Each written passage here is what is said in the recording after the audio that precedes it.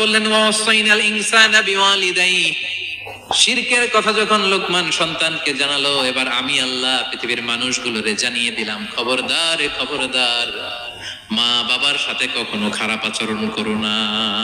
ওয়াসাইনাল ইনসান, মানুষকে আমি ওসিয়ত করলাম, রেকমেন্ড করলাম, ভার্ডিক্ট জারি করে দিলাম বিওয়ালিদাইহি, মা বাবার ব্যাপারে তাদের সাথে সদাচরণ করবে। মা বাবার সাথে খারাপ আচরণ করা যাবে।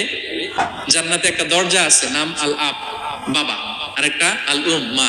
যারা বাবা মার সাথে ভালো আচরণ করছে তারা ওইটা দিয়ে ঢুকবে। সুবহানাল্লাহ পড়ে।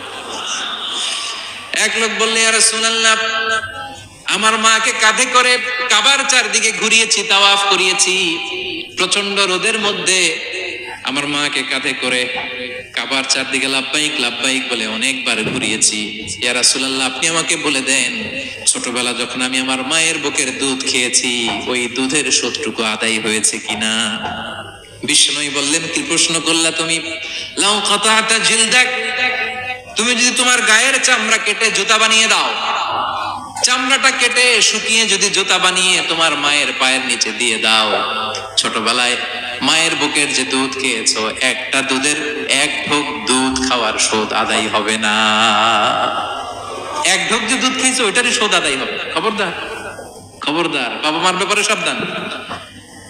বিশেষ করে মায়ের সাথে দুজনের কথাই আল্লাহ প্রথমে বললেন, এরপরে বললেন বিশেষ করে মায়ের সাথে, কারণ হামালাতহু উম্মুহু, বাবা তোমারে পেটে ধরে নাই, পেটে ধরেছে কে? ওয়াহানান আলা ওয়াহান, 10 মাস 10 দিন বোঝার পরের বোঝা, যন্ত্রণার পরে যন্ত্রণা বাবা সহ্য করে নাই, করেছে কে? এত বড় একটা পেট হয়ে গেছিল, জানেন তো? হ্যাঁ, আল্লাহ। এই পেটটা নিয়ে বারবার কিচেনে যাওয়া লাগছে, এটা নিয়ে টয়লেট করে, এটা নিয়ে গোসল করে, ঘুমাতে পারে না, শুইলে উঠতে পারে না, উঠলে বসতে পারে না।